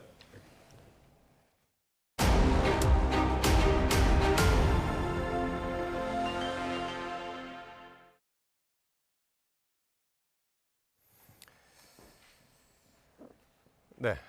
법원이 조은석 내란 특별검사가 전격 청구한 윤석열 전 대통령의 체포영장을 기각했습니다. 이에 특검 측은 곧장 오는 28일 출석을 통보했고 윤 전 대통령 측은 응하겠다는 입장을 밝혔습니다. 자세한 내용을 취재기자 연결해 알아보겠습니다. 이경국 기자. 네, 서울중앙지방법원입니다. 예. 자, 법원이 윤 전 대통령 체포영장을 기각한 이유부터 구체적으로 좀 설명해 주시죠. 네, 법원이 내란 특검의 윤 전 대통령 체포영장 청구를 기각했습니다. 저녁 7시 50분쯤에 특검이 영장 기각 사실을 언론에 공지했습니다. 재판부는 윤 전 대통령 측이 특검의 출석 요구가 있으면 이에 응할 것을 밝히고 있다는 이유로 영장을 기각한 것으로 파악이 됐습니다. 이에 특검은 즉시 윤 전 대통령과 변호인에게 오는 28일 오전 9시에 출석해서 조사받으라고 통지했습니다. 특검은 향후 필요할 경우 윤 전 대통령을 수시로 불러서 조사하겠다는 방침을 세운 것으로 파악됐습니다. 예, 28일 출석하라고 요구했고 그러면 윤 전 대통령 측이 이에 대해서는 어떻게 반응했습니까? 네, 일단 체포영장 기각 소식이 알려진 뒤에 윤 전 대통령 측도 입장문을 냈습니다. 윤 전 대통령 법률대리인단은 28일로 예정된 특검의 소환 요청에는 당당히 응할 예정이라면서 출석하겠다는 입장을 밝혔습니다. 다만 법원의 체포영장 기각은 위법한 수사를 자행하는 권력기관에 대한 경고라면서 특검을 비판했고요. 특검팀이 요건을 갖추지 못한 채 영장을 청구한 건 실체적 진실규명보다는 수사 실적 과실을 위한 정치적 행보로 의심될 수밖에 없다고도 주장했습니다. 이어 특검은 예정된 결론을 도출하기 위한 정치적 하명 수사기관이 아니라면서 절차와 중립성을 지키면서 충실한 수사를 진행해야 할 거라고도 덧붙였습니다. 그리고 김용현 전 국방부 장관에 대한 추가 구속영장이 발부될까 하도 관심이었는데 발부됐죠? 맞습니다. 오늘 밤 9시 10분쯤입니다. 서울중앙지방법원 형사합의 34부가 김용현 전 장관에 대한 구속영장 발부했습니다. 재판부는 증거 인멸이 우려된다는 이유로 영장을 발부한 것으로 확인이 됐습니다. 영장이 발부되면서 김 전 장관 구속기간은 최장 6개월까지 더 늘어날 수 있습니다. 김 전 장관 입장문을 냈는데요. 많은 분이 석방을 기대했을 텐데 성원에 보답하지 못해 송구하다고 밝혔습니다. 이어 자신은 비록 추가로 구속이 됐지만 사령관들은 하루빨리 풀려나기를 간절히 바란다고 설명했습니다. 군인들은 헌법에 보장된 대통령의 비상계엄 발령에 따라 장관의 명령에 의거해서 임무에 충실했을 뿐이라며 책임질 일이 있다면 오롯이 자신의 몫이라고도 밝혔습니다. 지금까지 서울중앙지법에서 전해드렸습니다. 내란 특검이 윤석열 전 대통령을 정조준하고 있는 사이 다른 특검들은 김건희 여사를 겨냥한 압박 수위를 연일 높이고 있습니다. 소환에 응하지 않으면 체포영장을 청구하는 것이 원칙이라면서 역시 강공을 예고했습니다. 임성호 기자가 보도합니다. 순직 해병 수사 방해 의혹 사건을 수사하고 있는 이명현 특별검사는 김건희 여사도 필요할 경우 불러서 조사하겠다는 방침을 분명히 했습니다. 이 특검은 김 여사가 소환 조사에 응하지 않으면 체포영장을 청구하는 것이 맞다고 강조했습니다. 소환에 불응하면 당연히 원칙적으로는 체포영장 발행하는 게 맞습니다. 김 여사는 특검 수사 대상인 임성근 전 해병대 1사단장에 대한 구명 로비 의혹의 배후로 의심받습니다. 임 전 사단장은 해병대 수사단 박정훈 대령의 초동조사에서는 업무상 과실치사 혐의가 적용됐지만 재조사에서는 피의자에서 빠졌습니다. 본인은 구명로비 의혹을 전면 부인하고 있지만 특검은 연일 김 여사를 포함한 고강도 수사를 예고하고 있습니다. 민중기 김건희 특별검사는 일단 김 여사에 대한 영장 청구 여부에 논의에 정하겠다고 밝혔습니다. 윤 전 대통령은 소환 불응으로 체포영장 청구됐는데 김 여사 같은 경우에는 그런 부분도 고려 대상이신지 좀 궁금합니다. 그 부분은 논의를 해서 정하도록 하겠습니다. 답변은 원론적 수준이지만 김건희 특검 역시 강도 높은 수사가 예상됩니다. 이미 검사 40명에 대한 파견 요청을 마쳤고 도이치모터스와 삼부토건 주가 조작 의혹 등을 파헤칠 자금 추적 전담팀도 구성했습니다. 최상병 특검과 김건희 특검 모두 윤석열 전 대통령 부부를 정조준하면서 특검 수사는 초기부터 속도감 있게 전개될 거란 전망이 나옵니다. YTN 임성호입니다. 비상계엄 사태와 관련해 내란 사건을 수사하는 조은석 특별검사팀이 내란 중요 임무 종사 혐의를 받는 경찰 수뇌부 재판에도 처음으로 출석했습니다. 내란 특검팀의 이윤재 특검보 등은 오늘 서울중앙지법 형사합의 25부가 심리하는 조지호 경찰청장과 김봉식 전 서울경찰청장 등의 공판에 출석했습니다. 재판에서 이 특검보는 내란 사태를 야기한 이들에 대한 책임을 묻기 위해 사법 절차에 헌신한 재판부 수고에 감사드린다며 신속하게 실체적 진실을 밝히려는 재판부의 소송 지휘에 적극 협력하겠다고 말했습니다. 12.3 비상계엄에 가담한 혐의로 구속 기소된 박안수 전 계엄사령관과 이진호 전 수도방위 사령관이 구속기간 만료를 앞두고 보석으로 풀려났습니다. 군사법원은 내란 중요 임무 종사 혐의로 구속된 두 전직 사령관에게 보증금 납부나 보증보험 서류 제출, 주거지 이동 제한과 사건 관련자 접촉 금지 같은 조건을 달아 보석을 허가했습니다.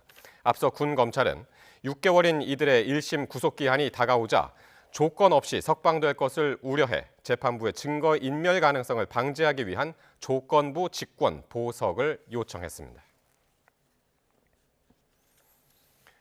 세관 마약 수사 외압 의혹을 수사하는 합동수사팀이 그제 인천 세관과 밀수에 연루된 것으로 의심되는 세관 직원 주거지 등 10여 곳을 압수수색했습니다. 출범 2주 만인데 금융정보 분석원을 통해서 피의자와 가족의 자금 흐름까지 들여다보며 전방위적인 수사를 벌이고 있습니다. 임예진 기자의 단독 보도입니다. 윤석열 정부 당시 대통령실이 경찰의 세관 직원 마약 밀수 연루 의혹 수사에 외압을 행사했다는 의혹을 밝히기 위해 출범한 합동수사팀이 수사에 속도를 내고 있습니다. 검찰을 중심으로 경찰, 국세청, 금융정보분석원으로 함께 꾸려진 수사팀은 그제 인천 세관과 밀수 연루 혐의를 받고 있는 세관 공무원의 주거지 등 10여 곳에 대한 압수수색을 벌였습니다.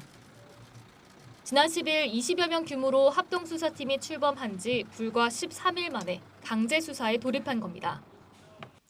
수사팀은 피의자들의 휴대전화와 PC 등을 확보하고 밀수 당시 CCTV 자료가 있는지 확인하기 위해 인천 세관으로부터 CCTV 서버도 압수해 분석하고 있습니다. 또 밀수를 눈 감아주는 대가로 금전 거래가 있었는지 파악하기 위해 금융정보분석원을 통해 피의자와 그 가족의 계좌 흐름도 추적하고 있습니다. 앞서 재작년 1월쯤 말레이시아 국적 피의자들이 인천공항을 통해 대량의 필로폰을 밀수한 사건과 관련해 서울 영등포경찰서는 인천세관 공무원들이 밀수 범죄에 연루됐다는 진술을 확보하고 수사를 진행했습니다. 당시 수사를 담당한 백혜룡 전 영등포경찰서 형사과장은 이 과정에서 외압이 있었다며 의혹을 제기했습니다. 백 전 과장은 언론 브리핑을 서장이 맡고 압수수색 영장을 서울 남부지검에서 여러 차례 반려해 증거인멸을 도왔다고 주장해왔는데 이번 압수수색 대상에는 외압을 행사했다는 의혹이 불거진 조병로 당시 서울경찰청 생활안전부장 관련 자료도 포함된 것으로 파악됐습니다. 수사 외압 의혹 사건은 김건희 특검 수사 대상이기도 한데 새 정부 출범을 계기로 등장한 합동수사팀이 사건의 실체를 밝혀낼지 주목됩니다. YTN 임혜진입니다. 이스라엘과 이란이 도널드 트럼프 미국 대통령이 제시한 24시간 휴전 합의를 이행하면서 12일간의 전쟁이 일단 마무리됐습니다. 이란이 처음으로 폭격당한 핵시설이 크게 손상을 입었다고 인정한 가운데 트럼프 대통령은 우라늄 농축시설을 재건하려 한다면 또 공습할 수 있다고 경고했습니다. 중동 현지에 나가 있는 취재기자 연결합니다. 조수연 특파원. 네, 요르단 암만입니다. 네, 종전 이후 지금 현지 분위기 어떻습니까? 네, 이스라엘과 이란의 갈등이 일단은 봉합됐다고 할 수 있겠습니다. 24시간 휴전이 종료된 뒤 현재까지 양측 간의 별다른 충돌은 발생하지 않고 있습니다. 제가 와 있는 이곳 요르단에서도 어제까지는 공습경보가 연일 울렸고요. 또 미사일이 날아가는 모습이 포착됐지만 오늘은 잠잠했습니다. 앞서 휴전이 발효되기 전 이스라엘과 이란은 막판까지 공습을 주고받아 양측에서 사상자가 속출했습니다. 또 이란의 12시간 휴전에 이은 이스라엘의 12시간 휴전, 이 단계적 휴전이 시작된 뒤에도 양측은 소규모 공격을 주고받았는데요. 도널드 트럼프 대통령이 양국의 휴전을 거듭 압박하고 특히 이스라엘에 추가 공격을 하지 말라고 요구하면서 충돌이 잦아들고 12일 동안 이어진 전쟁도 마무리된 모양새입니다. 이스라엘과 이란은 각자가 이번 전쟁의 승리자라고 앞다투어 주장했는데 전쟁 이후 자국 내 여론 관리에 들어간 것으로 풀이됩니다. 특히 이란 사법부는 이스라엘 정보기관 모사드에 포섭돼서 간첩 활동을 한 자국민 3명의 사형을 집행하는 등 한동안 내부 단속을 더욱 강화할 것으로 보입니다. 이스라엘은 민간인 이동과 경제활동 제한 조치를 대부분 해제했고 공항 운영도 전면 재개했습니다. 처음 전쟁의 발단이 됐던 게 이란 핵시설인데 이 핵시설을 둘러싼 논란은 여전히 이어지고 있죠. 네, 그렇습니다. 우선 트럼프 대통령은 이란의 향후 행보에 따라서 추가 공습 가능성도 배제하지는 않았습니다. 네덜란드 헤이그에서 열리고 있는 나토 정상회의에 앞서 이란이 폭격당한 우라늄 농축 시설을 재건하려고 한다면 다시 공격할 것이냐 이 질문을 받았는데요. 트럼프 대통령은 물론이다라고 답하면서 다만 핵시설의 내부가 완전히 무너졌기 때문에 가능하지 않을 것이라고 말했습니다. 그러나 일각에서는 이란의 고농축 우라늄 상당량이 파괴되지 않았을 가능성이 제기되기도 했는데요. 이런 가운데 이란은 처음으로 핵시설 피해를 인정했습니다. 에스마일 바가이 이란 외무부 대변인은 현지 언론 인터뷰에서 미국의 공격으로 이란의 핵시설이 심각하게 손상됐다고 확인하면서 다만 구체적인 설명을 하지는 않았습니다. 이란은 핵무기를 개발하지는 않겠다면서도 평화적 핵 프로그램을 중단하지 않겠다는 의지를 분명히 한 상황입니다. 또 미국과의 핵협상 재개 의지도 밝혔지만 미국의 공습 이후 협상력이 크게 떨어진 만큼 곧바로 대화에 복귀할지는 불투명합니다. 지금까지 요르단 암만에서 YTN 조수연입니다. 정부는 이스라엘과 이란의 휴전과 관련해 환영 입장을 내고 중동 평화를 위한 국제사회의 노력에 동참하겠다고 밝혔습니다. 외교부는 대변인 명의의 성명을 통해 이스라엘과 이란 간 휴전 발표를 환영하며 그 과정에서 핵심적 역할을 해온 미국과 관련국들의 외교적 노력을 평가한다는 입장을 내놨습니다. 또 우리 정부는 모든 당사국들이 이번 합의 내용을 성실하게 이행함으로써 영내 긴장이 조속히 완화되기를 기대한다고 밝혔습니다. 이와 함께 우리 정부는 유엔 안보리 비상임이사국으로서 중동 지역의 평화와 안정을 위한 국제사회의 노력에 지속적으로 동참해 나갈 것이라고 덧붙였습니다. 강남 아파트값 상승률이 주간으로는 0.7%, 연율로는 30%에 달하는 등 지방과의 집값 차이가 극심한 것으로 나타났습니다.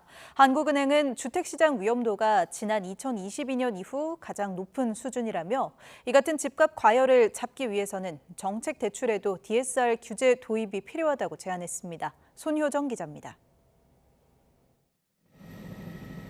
지난 2년 동안 수도권 집값은 9.6%나 뛰었습니다.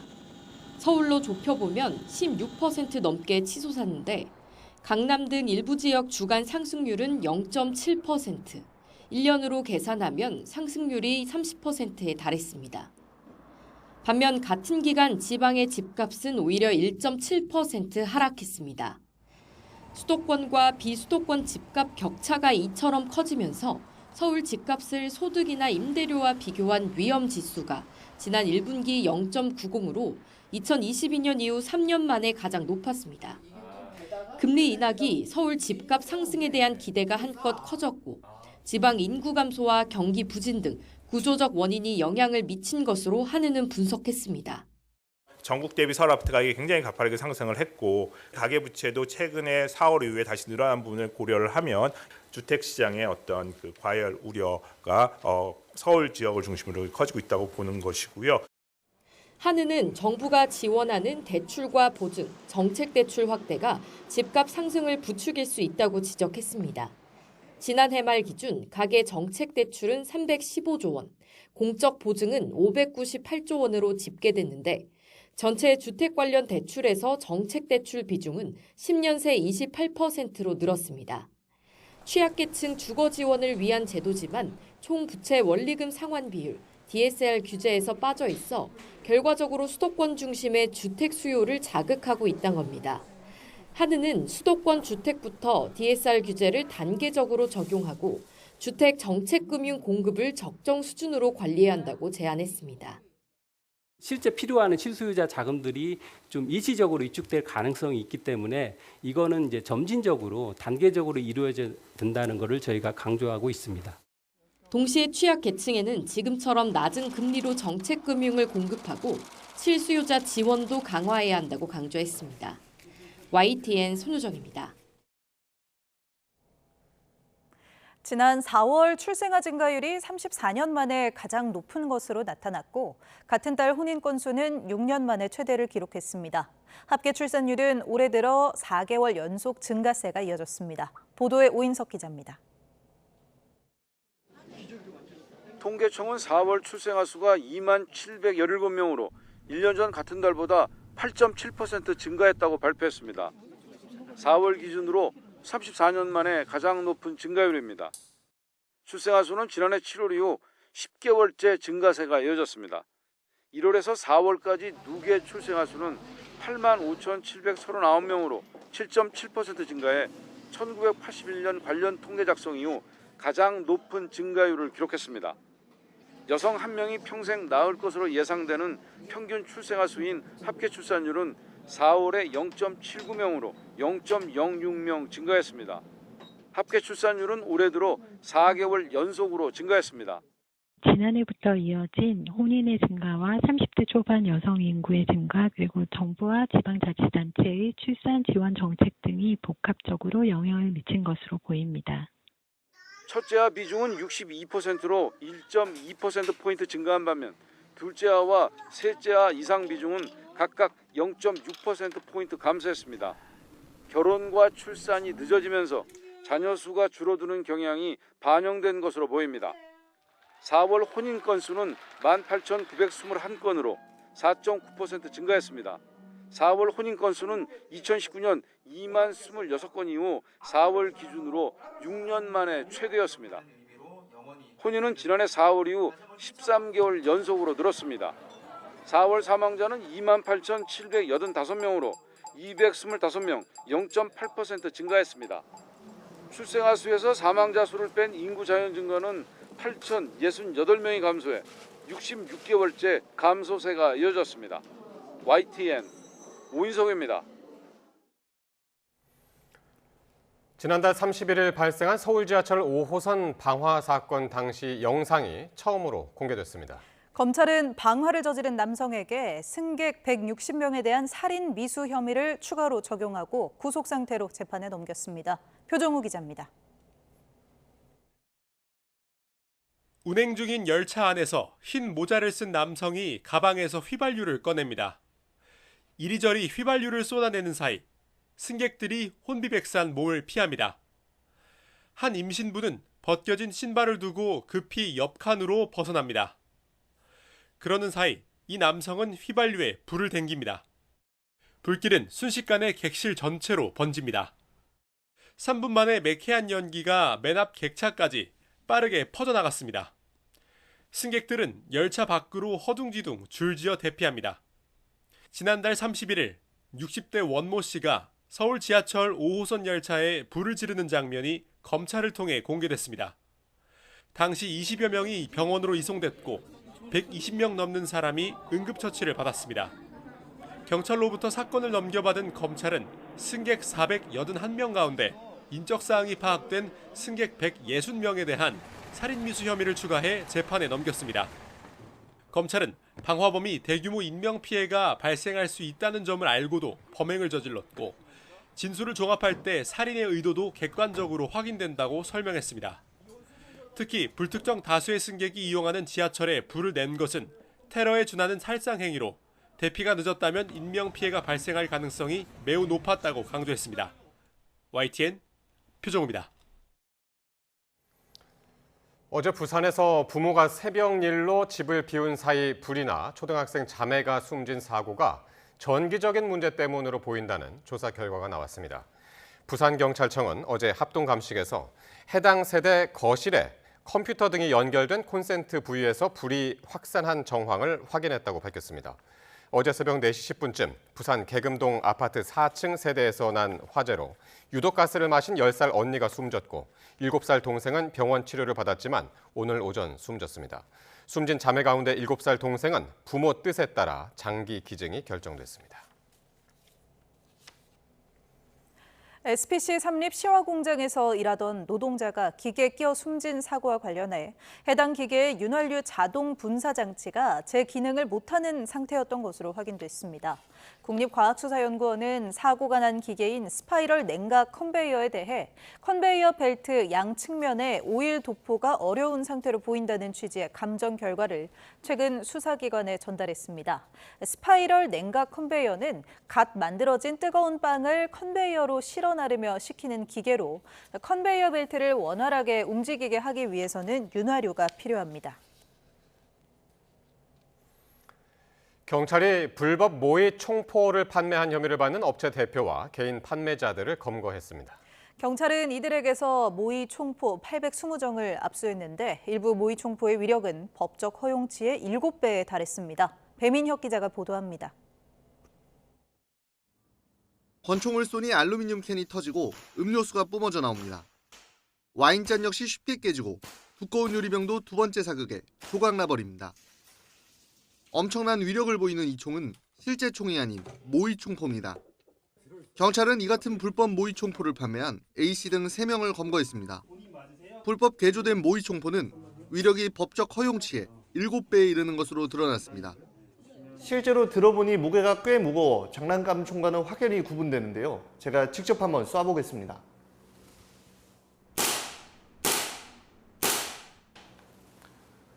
소리와 반동이 상당한 것을 알 수 있습니다. 또 겉으로 보면 실제 총과 구별도 어렵습니다. 모의 총포는 판매뿐 아니라 소지만으로도 처벌 대상입니다. 모의 총포는 소지 자체도 불법이지만 최근에 형법상 신설된 공공장소 흉기 소지죄에 따르면 총포화약법보다 더 강하게 가중해서 처벌될 수 있기 때문에 경찰은 A씨 등으로부터 2억여 원 상당의 모의 총포 820정을 압수한 뒤 정확한 범죄 수익과 유통 경로 등을 조사하고 있습니다. YTN 배민혁입니다. 국방부가 병사의 진급 누락 제도를 강화하는 이른바 자동 진급제 폐지를 전면 재검토하기로 했습니다. 국방부는 김선호 장관 직무대행이 병사 진급 제도 관련 국민청원과 국회의 요구를 고려해 해당 제도 시행을 잠정 보류하고 전면 재검토를 지시했다고 밝혔습니다. 앞서 국방부는 병사의 성실한 복무를 유도한다는 명목으로 최대 2달이었던 진급 누락 기간에 제한을 두지 않고 체력 검정을 비롯한 심사를 통과해야 진급이 가능하도록 요건을 강화했습니다. 하지만 일선 병사들과 부모들 사이에서는 징병제에서 진급 누락을 강화해 선임병과 후임병의 계급을 역전시키고 월급까지 차등 지급하는 건 불합리하다는 이의 제기가 잇따랐습니다. 6.25 전쟁 75주년을 맞아 당시 군사기록물 4만여 점이 복원 작업을 거쳐 공개됐습니다. 치열했던 전황과 참전 용사들의 헌신이 고스란히 담겼습니다. 보도에 나혜인 기자입니다. 1950년 6월 25일 춘천을 지키던 국군 6사단은 기습 남침을 감행한 북한에 맞서 사흘 밤낮을 싸웠습니다. 목숨을 건 전투는 낙동강부터 압록강까지 후퇴와 진격을 반복하며 그 후로도 2년 동안 이어졌습니다. 용감무쌍한 아군 용사들이 고군분투하며 싸웠다는 크리스마스에 시작된 강원도 양구 고지전은 백병전과 특공, 진지사격 등 모든 작전이 동원된 혈투였습니다. 뺏고 빼앗기길 수십 차례, 그래도 기록은 멈추지 않았습니다. 인천 상륙작전 하루 전날 경북 영덕 장사 앞바다에선 적을 교란하기 위한 학도병들의 상륙 작전이 먼저 진행됐습니다.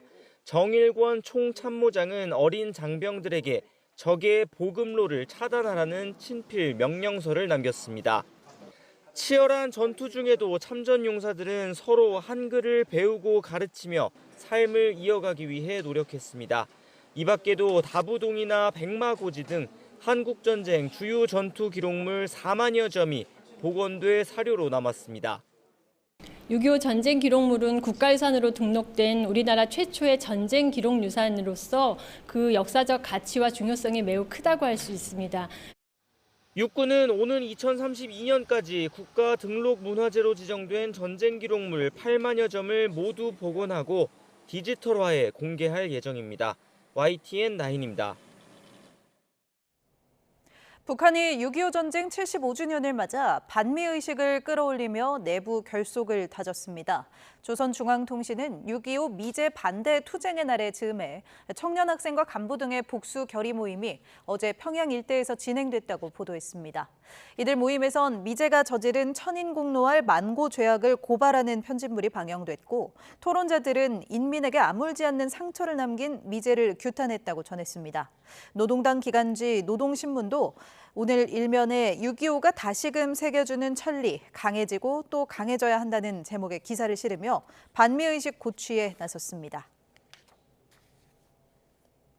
760억 원대 전세 사기 혐의로 기소된 수원 일가족 전세 사기 사건의 주범이 항소심에서도 법정 최고형을 선고받았습니다. 재판부는 서민의 전 재산이나 다름없는 전세 보증금을 가로챘다며 무거운 처벌을 피할 수 없다고 질타했습니다. 보도에 오승훈 기자입니다. 피해자 500여 명에게서 보증금 760억 원을 가로챈 혐의로 구속 기소된 수원 전세 사기 일가족이 2심에서도 징역형을 선고받았습니다. 재판부는 주범 정 씨에게 사기죄 법정 최고형인 징역 15년을 선고하고 1억 360만 원 추징을 명령했습니다. 또 정 씨와 함께 재판에 넘겨진 부인 김모 씨와 감정평가사인 아들에게도 1심과 마찬가지로 각각 징역 6년과 4년을 선고했습니다. 재판부는 정 씨 일가족이 별다른 자본 없이 갭 투자 방식으로 피해자들에게 막심한 경제적 피해를 줬다고 질타했습니다. 또 서민들에게 전 재산이나 다름없는 전세 보증금을 받아 게임 아이템 수억 원어치를 사는 등 허비해 죄질이 나쁘다고 지적했습니다. 직접 법정에 나와 재판을 지켜본 일부 피해자들은 선고 직후 정 씨 가족들을 향해 평생 감옥에서 나오지 말라고 소리치며 울분을 토했습니다. 징역을 살고 나와도 피해자들은 여전히 빚을 갚고 있는 상황인 거죠. 그러니까 사실 만족스럽지 않습니다. 양형이 너무 부당하다 생각합니다. 마지막으로 믿을 수 있는 이 법원 판결에서조차 전혀 이해할 수 없는 판결을 정 씨 부부에게 징역 15년을, 아들에게 징역 12년을 구형했던 검찰은 항소심 판결문을 토대로 대법원 상고 여부를 검토할 예정입니다. YTN 오승훈입니다. SC제일은행에서 130억 원 규모의 금융사고가 발생했습니다. SC제일은행은 어제 여신거래 관련 부당 서류 징구로 130억 3,100만 원 규모의 금융사고가 났다고 공시했습니다. 사고 발생일은 지난 2022년 2월부터 지난해 6월까지 2년 4개월 동안이며 손실 예상 금액은 아직 추산되지 않았습니다. SC제일은행은 자체 조사 뒤 관련 업무 프로세스를 개선하고 관련 직원에게는 책임을 부과할 예정입니다. 아파트 지하주차장에서 충전 중인 전기차에 불이 나 주민들이 긴급 대피하는 소동이 빚어졌습니다. 인천에선 가스 폭발로 추정되는 사고가 발생해 주민 2명이 다쳤고 대전에선 빗길에 화물차가 미끄러지며 경찰 버스를 들이받기도 했습니다. 사건 사고 소식 김기수 기자입니다. 뿌연 연기 사이로 불길이 치솟습니다. 장비를 갖춰 입은 소방대원들이 연기 속에서 진화에 나섭니다. 오전 7시 50분쯤 경기 하남시 신장동 아파트 지하주차장에서 충전 중인 전기차에서 불이 났습니다. 이 불로 주민 75명이 대피했고 엘리베이터에 고립된 주민 2명이 구조됐습니다.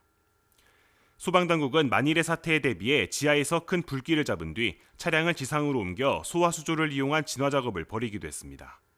다세대 주택 창문이 깨져 있고 현장 주변엔 통제선이 내걸렸습니다. 오전 9시 50분쯤 인천 문학동에 있는 다세대 주택 3층에서 폭발 사고가 발생했습니다. 이 사고로 세대 안에 있던 60대 여성이 전신 화상을 입었고 같은 층에 있던 다른 주민 한 명도 찰과상을 입어 병원으로 옮겨졌습니다. 폭발 현장에는 LPG 가스통이 발견됐는데 경찰은 범죄 혐의점은 없는 것으로 보고 정확한 사고 경위를 조사하고 있습니다. 낮 12시 반쯤에는 대전 동구 대성동에서 25톤 화물차와 경찰 기동대 버스 등 4대가 연달아 부딪히는 사고가 발생했습니다. 이 사고로 버스에 타고 있던 경찰관 5명과 60대 화물차 운전자 등 6명이 다쳐 병원에서 치료를 받고 있습니다. 경찰은 25톤 화물차가 빗길에 미끄러지면서 신호 대기 중이던 경찰 기동대 버스를 들이받았고 사고 충격으로 버스가 밀려나며 앞서 있던 승용차 등을 잇따라 추돌한 것으로 보고 있습니다. YTN 김기수입니다. 서울 서부지방법원은 오늘 서부지법 폭력 사태 당시 법원에 침입해 시설물을 파손한 혐의를 받는 70대 한모 씨와 30대 정모 씨에 대해 각각 징역 2년 6개월과 징역 2년을 선고했습니다. 재판부는 법원을 공격하는 건 법치주의와 민주주의 근본을 부정하는 행위라며 이에 대해 우리 사회는 관용을 베풀 수 없다고 질타했습니다. 또 서울 서부지방법원은 폭력 사태 당시 법원 인근에서 취재진을 폭행한 혐의를 받는 30대 문모 씨에 대해서는 징역 1년 2개월에 집행유예 3년을 선고하고 120시간의 사회 봉사를 명령했습니다. 재판부는 문 씨가 특정 언론사 직원이라는 이유만으로 피해자에게 폭력을 행사해 죄질이 불량하다면서도 초범이고 일부 범죄 사실을 자백한 사실을 참작했다고 설명했습니다. 명문대학교 마약 연합동아리 회원으로 활동하며 동아리 회장에게 마약을 판매한 혐의로 재판에 넘겨진 남성이 1심에서 공소 기각 판결을 받았습니다. 서울 남부지방법원은 수사 개시 주체와 공소 제기 주체가 분리돼야 한다는 검찰청법을 위반했다고 판단했습니다. 다만 A씨가 억울하다고 주장하지만 마약 범죄와의 연관성을 의심받기 충분하다며 스스로 정의롭다고 보기 어렵다고 밝혔습니다.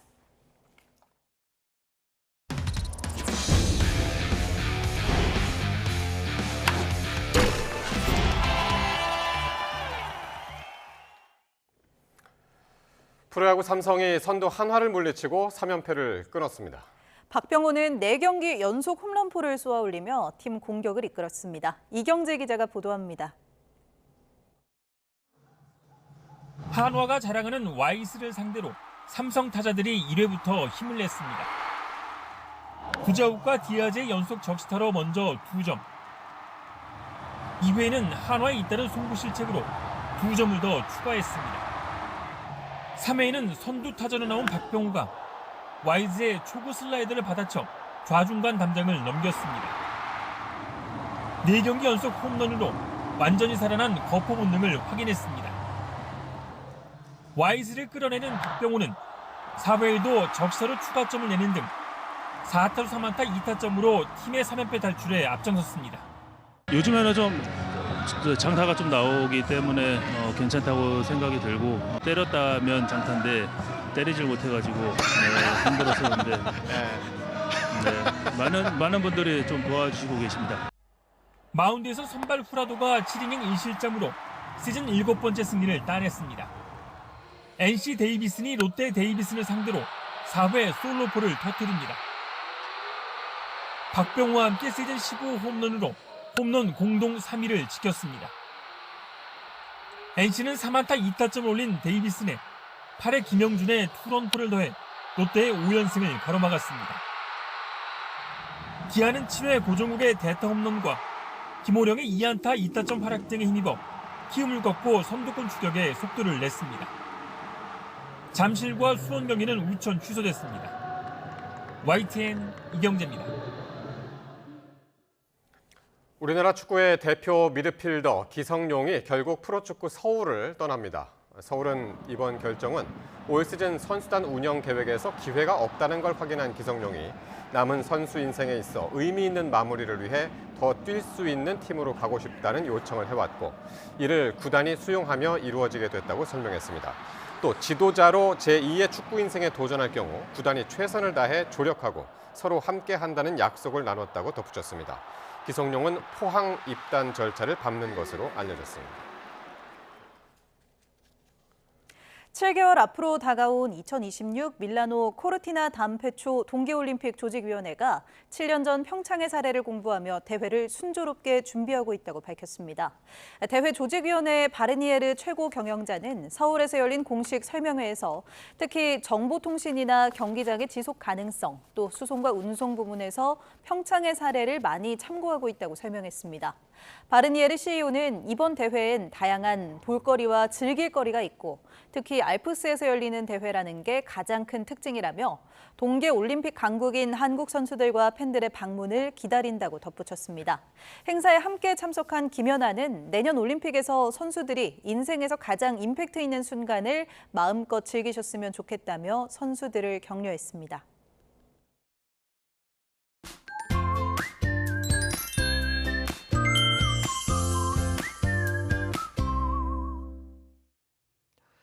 내일은 장마가 쉬어가면서 다시 무더위가 찾아오겠습니다.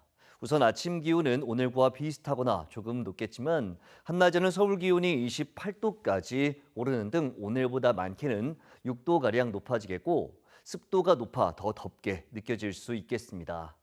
낮 동안 장시간 바깥 활동을 자제하는 등 각별히 주의해 주시기 바랍니다.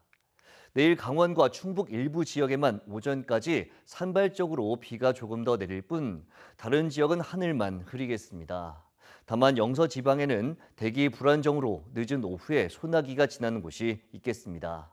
또 바닷물의 높이가 높은 기간이라 해안가에서는 만조시 저지대 침수가 발생할 수 있는 만큼 이 점에도 대비해 주시기 바랍니다. 내일 아침 기온은 서울 21도, 대전 20도, 부산 21도로 예년과 비슷하거나 조금 높겠습니다. 낮 기온도 서울 28도, 광주 29도, 대구 29도로 예년과 비슷하거나 조금 높겠습니다. 앞으로 무더운 날씨가 이어지는 가운데 주말에는 다시 곳곳에 장맛비가 오겠고 중북부를 중심으로는 다음 주 초반까지 오락가락 비가 이어질 전망입니다. 날씨 정보였습니다. 수요일 뉴스나이트 마칩니다. 시청해주신 여러분 고맙습니다.